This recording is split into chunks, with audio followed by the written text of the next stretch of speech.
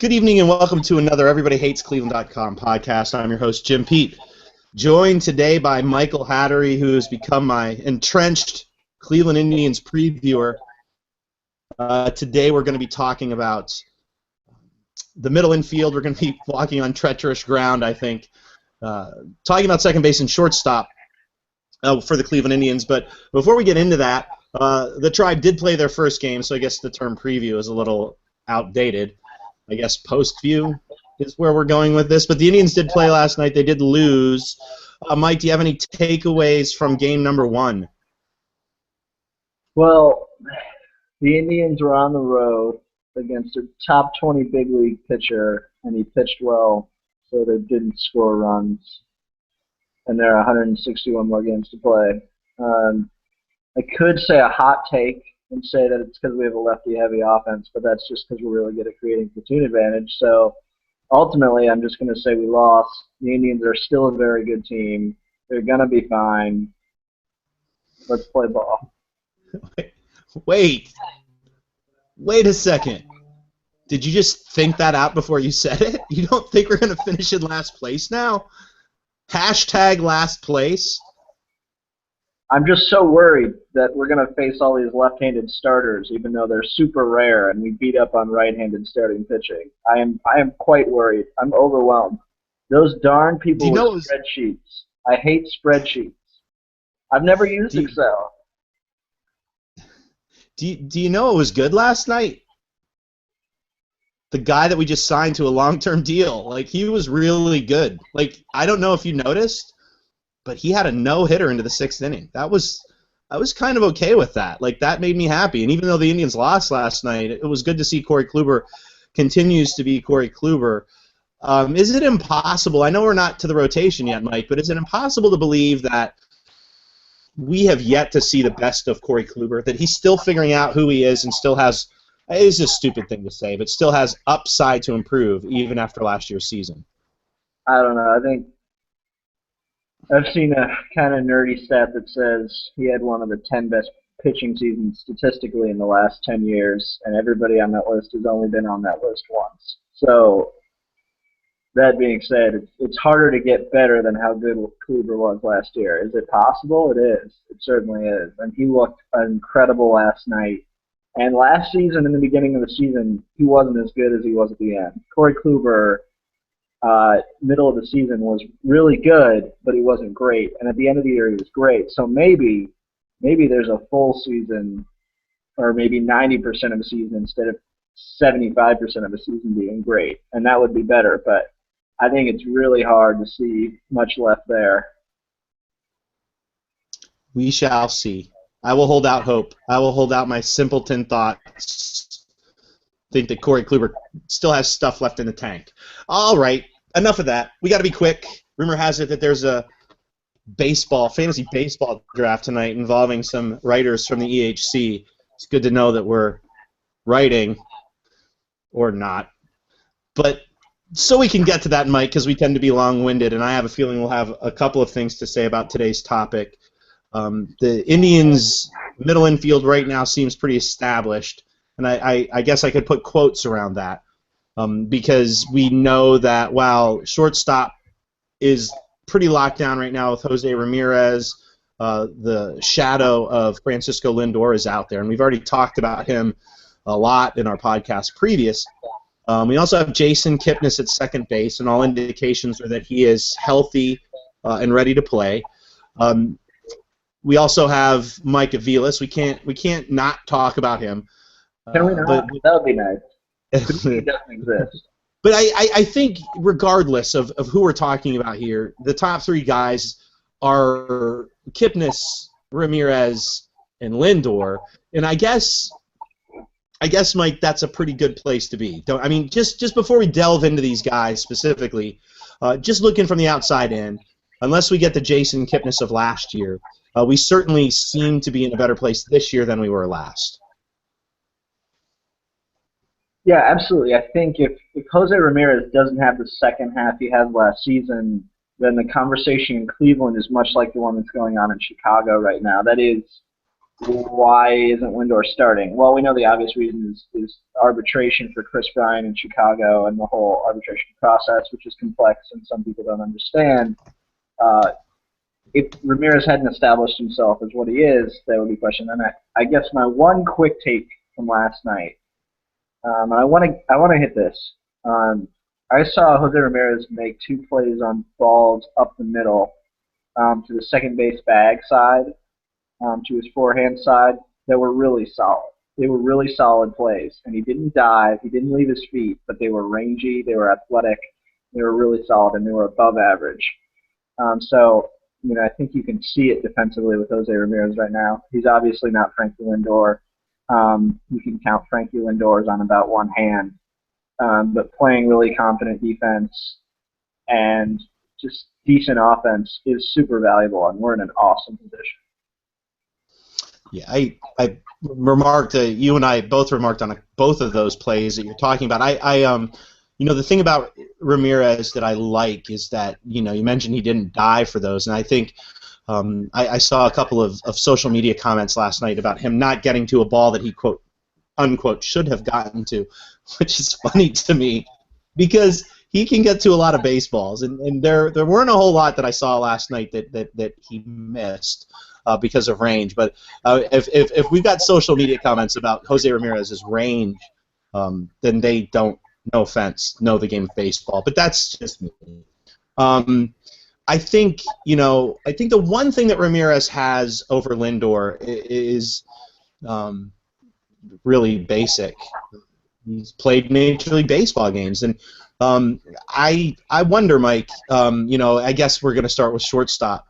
I wonder ultimately what the plan is for the Indians. Do you think their plan is for Ramirez to hold down the fort for a while?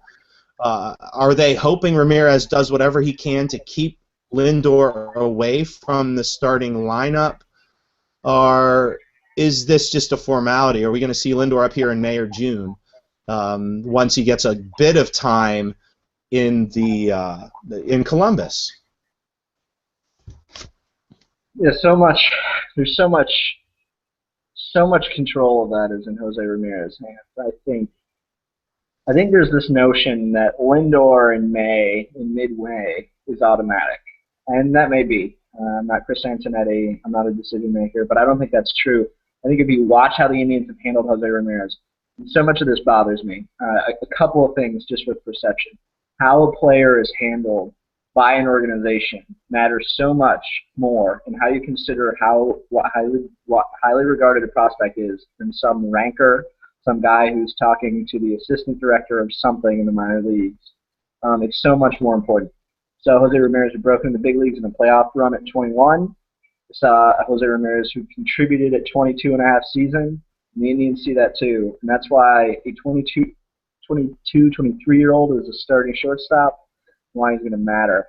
So I think the perception that he's just a placeholder, the Indians haven't treated this guy like a placeholder in his entire development. They've treated him like a big league player and a big league starter. So it's up to Ramirez. I mean, if he stinks offensively or defensively, then Lindor he'll be here. But he controls his own fate, and I don't think Lindor controls it. We've gone over this long. Jose Ramirez again, perceptually, what's perceived by us, what's perceived by the actual media, is interesting to me because obviously when you have a guy like Lindor on your roster, I think that you innately think to yourself, everybody else is a placeholder. We've talked about this. I bet you, Mike, if I held up my feet in my hands, and we talked about this pretty much since he skipped High A. You don't skip that level. Nobody skips that level, and the players that do skip that level tend to be big league players. He basically skipped 2 levels, and even though he went back to Columbus for part-time before coming back to Cleveland last year, this is a guy who I think that Tito Francona, people talk about Francona's guys, and they talk about Aviles. When they traded Asdrubal Cabrera, most common knowledge of the people that are media in the Cleveland, I guess, blogging scene, said that Aviles was the guy. He's a Francona guy. Is there more of a Francona guy on this team than Jose Ramirez? I mean, this is a guy that Francona has single-handedly brought up to his team twice to play a pretty sizable role, both in a pennant drive and to take over, I don't know, shortstop. Yeah, so the second thing is 2013, we're in a stretch run, and I want to compare Aguilar and Jose Ramirez for 1 second. Last year, Jesus Aguilar was called up in a quote-unquote stretch run. Chris Jimenez was starting over Jesus Aguilar. In 2013, Jose Ramirez was on the field. He was adding value on the bases. He was adding value defensively. You had me at Chris Jimenez. Guy. He's a good guy. He's a good big league player. I've heard utility player. I've heard second division regular. I don't know what that means, because if you can start and give me 2+4, you're a just big league starter. So if you want to throw all these things to kind of light him, to make him light, to make him uninteresting, that's fine. But he's a big league player. He's a big league starter. It's going to be somewhere long term, and the Indians are in an awesome situation. Is he Frankie Lindor? He's not. You know, Lindor has a much higher ceiling. But don't get lost in the idea that Jose Ramirez isn't a really fine baseball player. All right. Well, before I even go further with this, Mike, I want to talk Kipnis. I know, like, in your head right now, you know where I'm ultimately going to go with this. I am as big a Jason Kipnis fan as there could be. Again, another guy that I've been blessed enough to watch kind of develop through the system. He was another short-timer in Carolina on the way through. Played 50-odd games there and was very good when he was there. Had a really bad year, but by all sensible discussion, both by the Sabre guys and by the non-Sabre guys, have Lindor rebounding. An average Jason Kipnis this year should be a major plus to this team. Do you see another plus season from Kipnis? Or are you a little more hesitant about it? I mean, I've got my thoughts, which I'll share with you in a second. But can Kipnis be the special player that we thought he could be? He's had these months of spectacular baseball that have been so enticing. He's been not only the best second baseman during that stretch, but in some cases the best player or one of the top 5 players in a month. Can we see that for longer periods of time, or is his style of play, his aggressive nature, is that going to keep him from being healthy? And I'm not talking about keeping him out of games, but you and I have both seen him play over the past 2 or 3 years.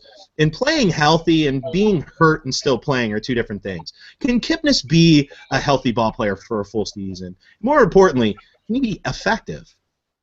First, I want to recognize when people write things that are really high quality. And August Fagerstrom looked at the oblique and its effect on Kipnis last year and did some really, really good analysis of Kipnis. So a lot of what I have to think really stems from that. But I think Kipnis bounces back. Do I think that 2013 may be his best big league season? I think it's very, very possible that 2013 is the best season you see from Jason Kipnis. That was a really, really good season. That was an all-star season, the top 5 second baseman season. That was really good. So I think we see a little less. I think 15 homers and 20 steals is really likely, and that's a really valuable second baseman. Long-term concerns about his second base. I think you're going to point to June 2013, in which he had 1 month which was just out of this world. It was like early 2000s steroid era month. He tore the cover off the ball, and it was insane, and I think that kind of held him up. But he was still really solid, and he was really solid in 2012, and he was really solid in the short stint the year before. So I think Kipnis, we saw his best season probably, but he's going to be a lot better than he was last year, and that's really helpful. Yeah, you see a kid with special abilities and special skills, and he's always been a fairly streaky player with regards to these levels that he goes to. Go back to the year he was with Carolina. He ultimately ended up in Columbus that year and played in that AAA championship game, and I believe hit for the cycle in one of his first, or maybe if not one of his first 3 games, and I think for the series, I think hit over 400. This is the kind of player that Kipnis is, and I guess my concerns about Kipnis is the oblique injury.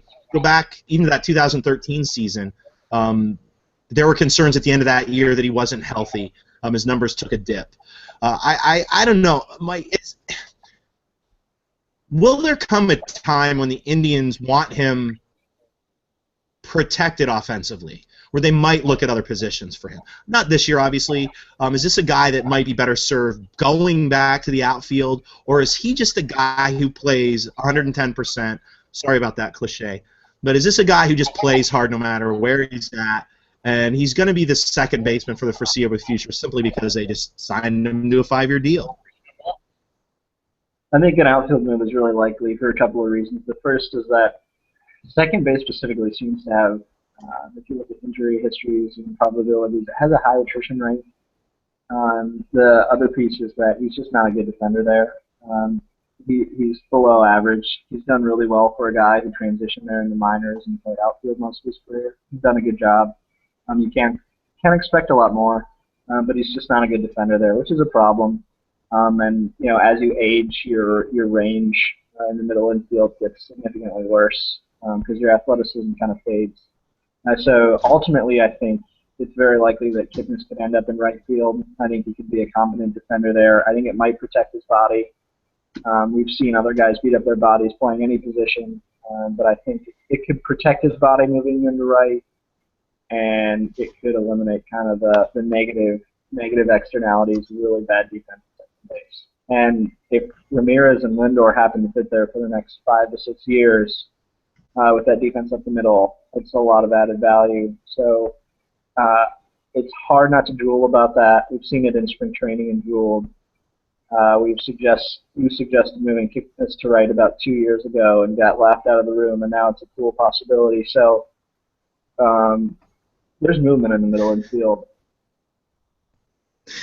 Well, I feel like I hammer this point every time we talk about Ramirez, that he should be the starting second baseman, and it seems.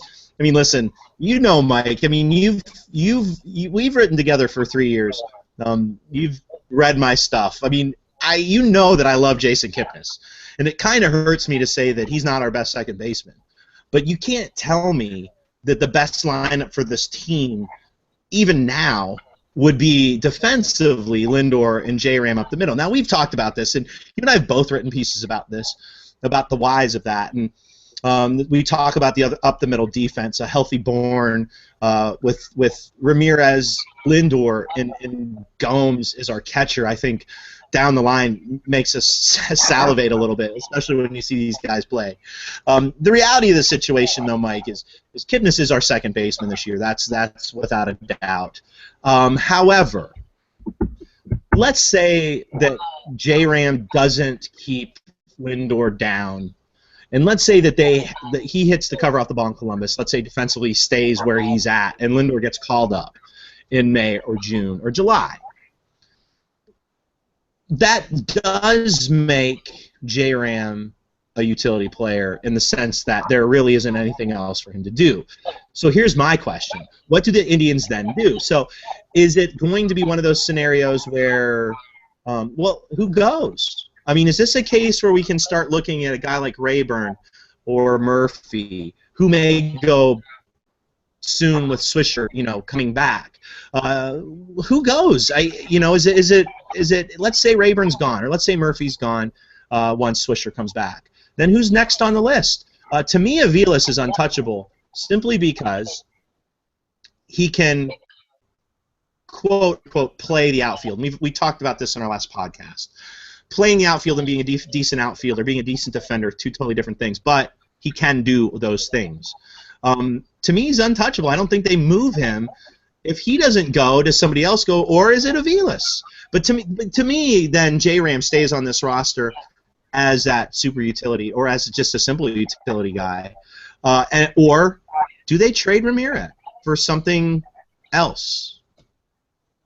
Yeah, there's so many ways to go with this. So there are a couple of possibilities. What they should do is, there are a couple of things and it depends on the window you're looking at.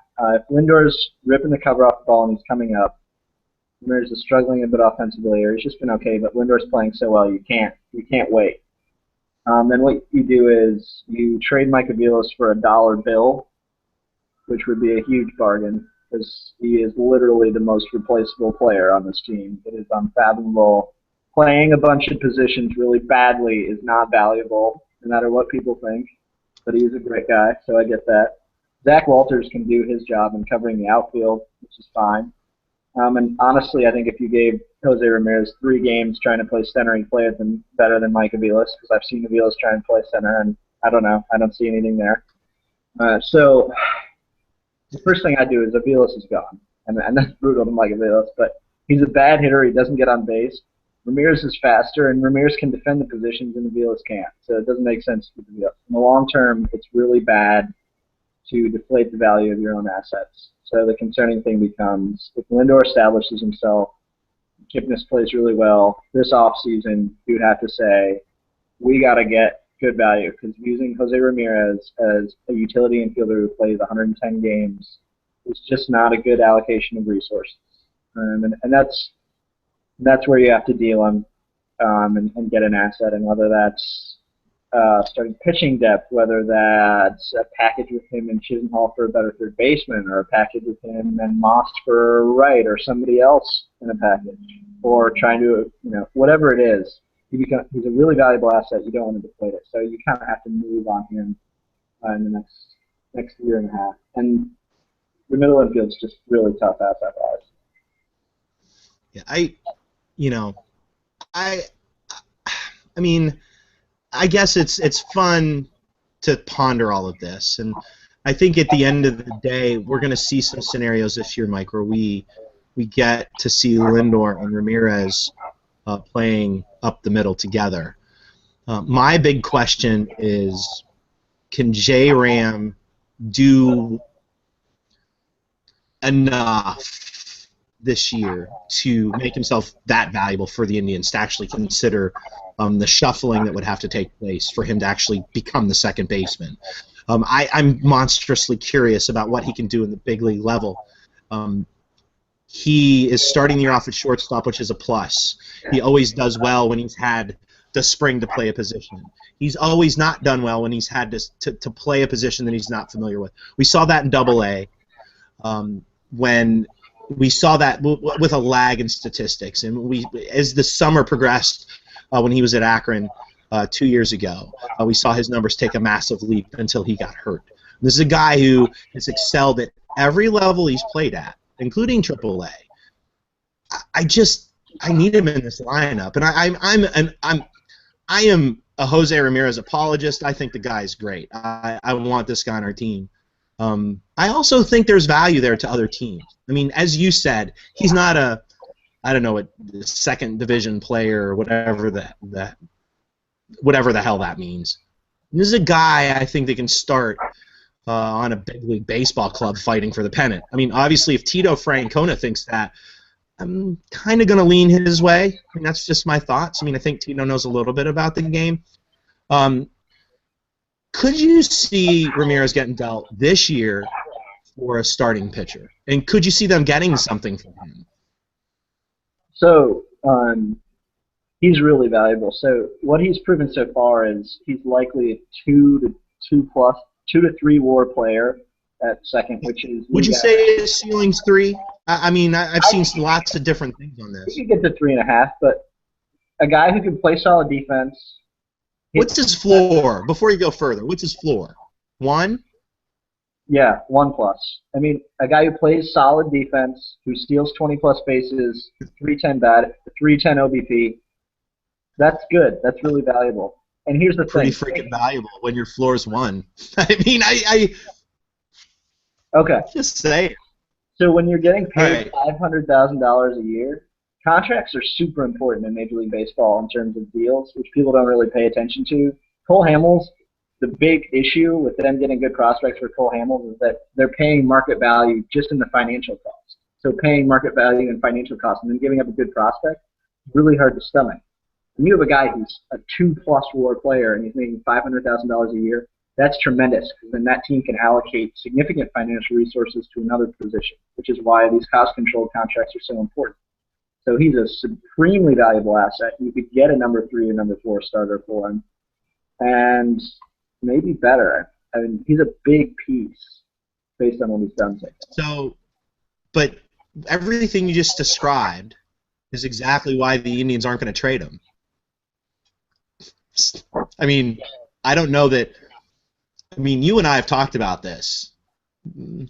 I mean, this is a pretty smart front office. I think we've seen signs of that over the past 3 years, and we can talk about all the smart things they've done.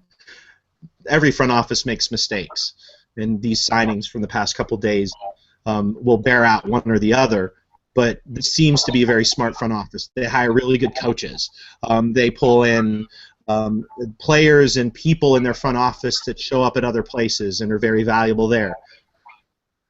Ramirez is a guy they're not going to deal because he's so valuable because of that, unless they can pull in something moderately special, someone who can fill in, not fill in, but someone who can be around for a while is my point.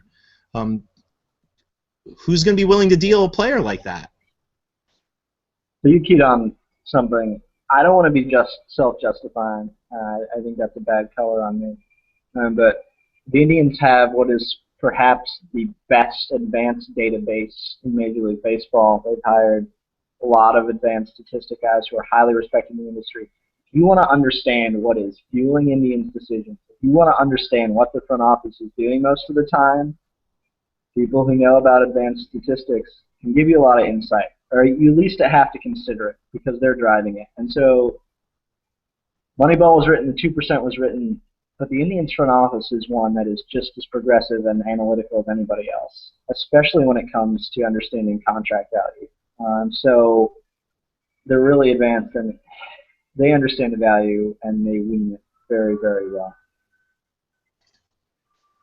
Well, I think you bared that out. I think in a piece that you have coming out soon, talking about these contracts that they've dealt out, and I think we'll probably pod about this later. I don't want to get too much into it.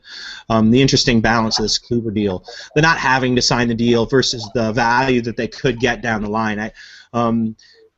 There's an aspect to that deal that I like. The fact they went out and signed Carrasco. The risks are obvious. This is a risk-averse front office. They took some two big risks, and I'm going to stop there, Mike. I don't want to get into it. I think maybe our next pod we'll bounce out of this preview and talk about these contracts because I go back and forth with them. I love you know when I say this word it pisses you off, but I love the message that it sends to other free agents. I love the message that it sends to the community, even though they don't get it. But I think in a baseball sense, if these guys pan out even a little bit, these deals seem extremely sensible, even though they're paying a lot more than they'd have to over the next couple of years. But let's back away from that. Let's talk middle infield just as we see it now, Mike. We've got Kipnis, we've got Ramirez. Right now, that's a pretty good up the middle, don't you think? Yeah, and I'd encourage people, if you just watch a baseball game, just for the next month, just don't. When you're watching Jose Ramirez play short, don't think about Francisco Lindor. You just look at Jose Ramirez and think you see a good baseball player. Because I think you'll see a good baseball player. Is he going to make Jason Kipnis a better second baseman? I don't know. It struck me. Think about that. He made a couple of plays yesterday on Kipnis' side. It obviously helps Kipnis' range, quote unquote range. Could Ramirez's range simply make Kipnis not have to get to as many baseballs? Yeah, absolutely. I mean, we're always dealing with. I think one of the really cool things is range allows for differentiated positional alignment, which is big words for saying it allows you to put a second baseman. Maybe he is better to his forehand side, so you leave more room to his forehand side. Maybe he's better to his backhand side, but good defensive players around another defensive player affects where you can position them, and that's valuable. If Urshela and Lindor are playing third and short, you can play Lindor significantly a little more up the middle, maybe 2 or 3 steps more up the middle, which takes pressure off, covering the back of the bag for fitness. So it matters. Yeah, well, we'll see how this goes. plus minus on Lindor. When do you see him coming up? I think he's gonna Not your hope. Not your hope. Because I think both you and I probably would say September or later. And this is no knock on Lindor. I mean, I just think Ramirez is going to have a good season. But reality, I mean, Lindor is going to force the issue. When do you see him coming up? June 1. I think he'll be up June 1. I think there's this notion that, well, you and I have talked about this. I'm fine going out on the limb. The best case scenario is Ramirez hits 280, steals 20 bases, and plays good defense. And Lindor doesn't come up till September, and we don't start his clock. We can reset it for another year. We have 8 years and maybe a contract extension, which could get him to 12 years. And we have 8 to 12 years of Ramirez backed up by Lindor playing shortstop. That's awesome. So that's the best outcome. And ultimately, I love Lindor. His glove's ready right now. He has great plate discipline, so his bat, he'd be fine. But I think you can get a little more offensively. And another year, just adding that year, so his age 29 seasons with the Indians instead of age 28 being his last one, if he doesn't sign the extension, that's valuable. Well, it's good to see that the Indians have commodities, and we haven't even delved into the minor leagues yet because there's another player or two that we can get into there. So it looks pretty good up the middle. I'm curious about Jason Kipnis. We shall see. I don't know, Mike. I'm gonna go July for Lindor. I've been the guy for 2 years who've been saying this is a guy who can come up in the spring. I'm gonna plead patience. And say that he's a July call-up, that when they're ready to make trades to improve this team, that they'll try to do it internally. So I think we'll see a Lindor call-up sometime in July.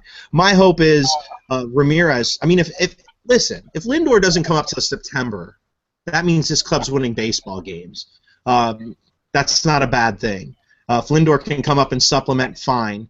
If they need to call him up sooner, fine. But if Jose Ramirez has a great year and fends him off until September, that's not a bad thing. That's a guy who's proving his worth. And let me tell you something. If he fights off Lindor until September, that's a guy who's going to be playing regular baseball for the Indians next year. That's not a utility guy. But that's for another day and another battle. Mike, we're going to wrap things up there. We'll be back at some point talking the rest of this lineup, and we apologize about the timeliness of this. I know the season has already started. We're going to look at all the positions and kind of break into any important news as it comes. But that said, Mike, it's that time of day, and I sense this could be treacherous, but you know, we do have that fantasy baseball draft that you're in coming up in 25 minutes, and I know I want you to get your last second picks all set. Is there anything you'd like to plug today? Well, by the time this podcast goes up, I will have written something that some may deem to be incendiary, and that's fine. As much of a blogger as I am and someone who covers this team and looks at this team, You just called us a blogger. Okay. Oh, wait, that's right. We aren't a news site. I'm sorry. We are bloggers, and we are okay with that. Okay, go ahead. Sorry. You're totally okay. So as much of a blogger as I am, I'm also a consumer. And to me, baseball is just something I love the intricacy. I love learning more. I think we have to, as good consumers, we have to hold people accountable when they don't provide good information, when they don't take their job seriously.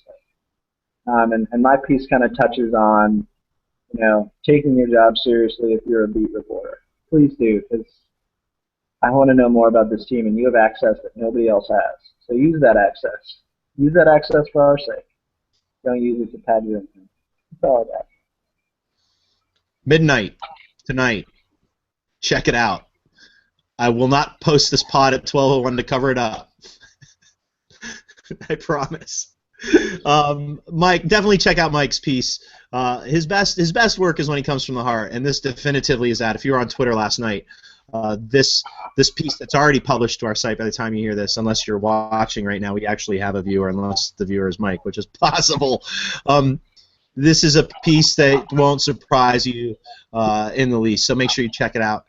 With that said, we're going to wrap up shop. My plug is very simple. Check out everybodyhatescleveland.com.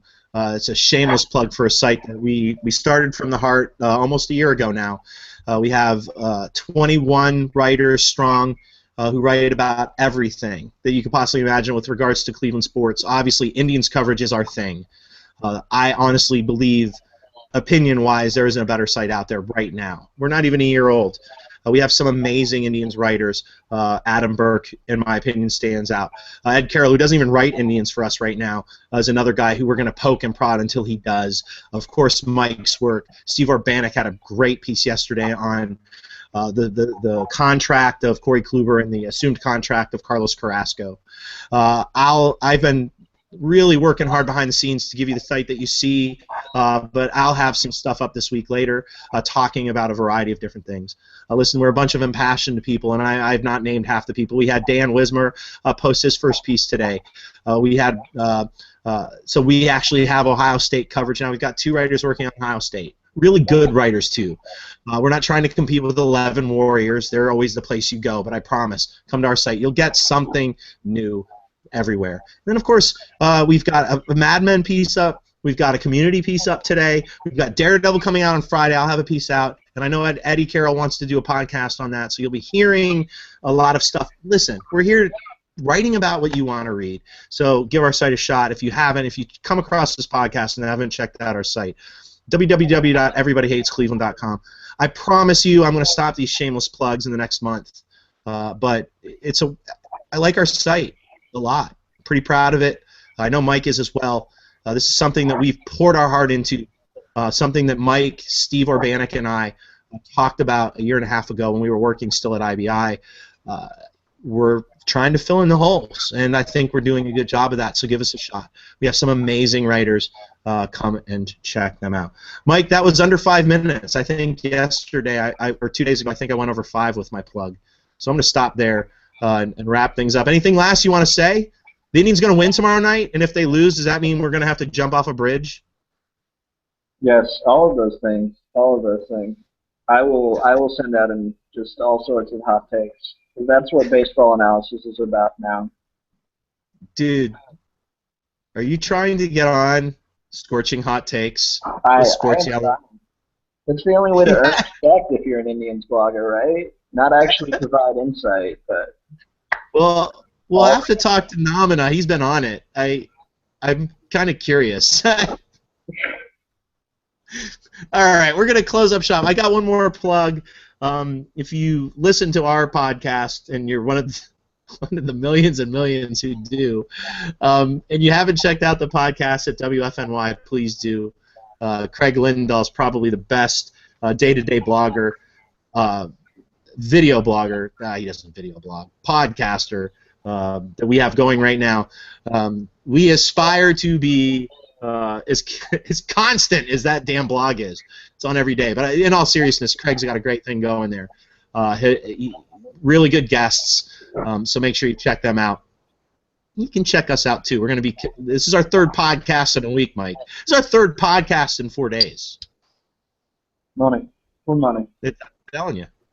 So man, hopefully we can get some of these other guys on. We shall see. All right. With that said, go Cleveland. We'll see you tomorrow.